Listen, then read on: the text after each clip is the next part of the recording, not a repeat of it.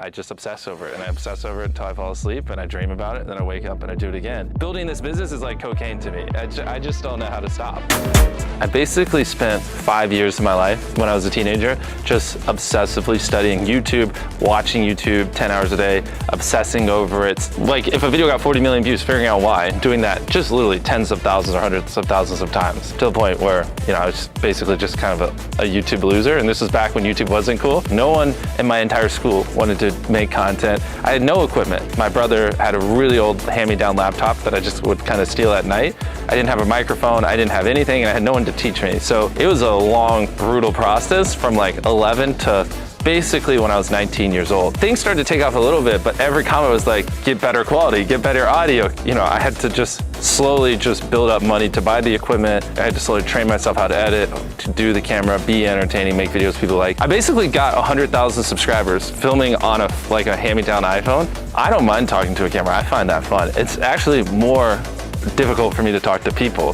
There were actual points in my life where my family thought I was mute, which later on in life I learned it's because I couldn't find people I related to, and no one around me was obsessed over business and content and the things I was obsessed over. I just didn't know how to speak normal teenager language when I was a teenager. I just couldn't figure it out. It was crippling boring. And my brain would just be like, this is mind numbing. I want to figure out how we become successful and build a business and stuff like that. I thought I was just like a fucking loser that would never be able to talk to anyone and never know how to speak to anyone. But really I just learned that there's just certain people that I get along well with, and it's like just a very small section of the human population. But when I'm around those people, life is amazing.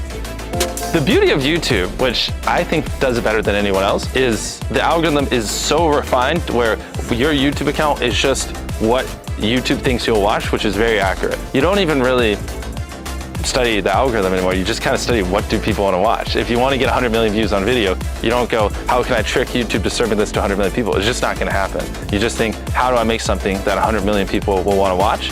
And then YouTube will give it to them with the data tells them that 100 million people want to watch it. If I see an idea, I can just tell, like, yes, 100 million people would want to watch that. Or no, like that's more like something that's a little more niche, but it would kill that niche, but that's probably like 10 million views or 20, you know what I mean?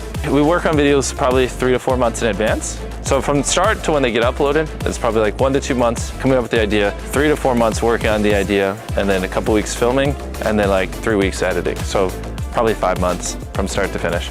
2 years ago, we were spending 100 grand a video. Now we're spending probably 1.5 million a video. For me, it comes pretty easily. It's just, if I don't think the video is great, just don't upload it. I mean, 'cause it's the beauty of not really doing things for money. Like, if I don't think the audience will like it, it's gone. I just don't need a mansion to be happy. I don't need a supercar to be happy. I don't really need anything outside of this. You know, as long as I have a bed and a bathroom, I'm fine. Because of that, I don't have any liabilities outside of the company, so I can just reinvest it all. Because like, I don't have to have the fear of, well, if things don't work out, I can't maintain my crazy lifestyle, or my down payment at each month's like 50 grand on my 5 supercars and $100,000 on this giant mansion and insurance and all this other stuff, and I have to maintain 30 maids or whatever it is, you know, the crazy stuff people end up getting into. So to me, money is just fuel to grow the business and help people, and not much else. In the last 90 days, we've had 300 million unique people watch our videos. That's a lot, and on average for like 40 minutes each. And that's just on YouTube. I mean, if you factor in TikTok and everything else, it's probably closer to 400, 450 million unique people. Our revenue has gone up every single year the last 10 years. My investment is the content here, and any money I take out is usually just to free up time so I can make more content. Not at the point yet, but I kind of literally want to just sell everything I own, minus like a bed, and like just put everything on the bed that I own and just live off of that. I think so many people just are so materialistic, and that's just what they chase, and I really don't want that lifestyle. When you die, why does it matter? You know what I mean? All this like materialistic stuff.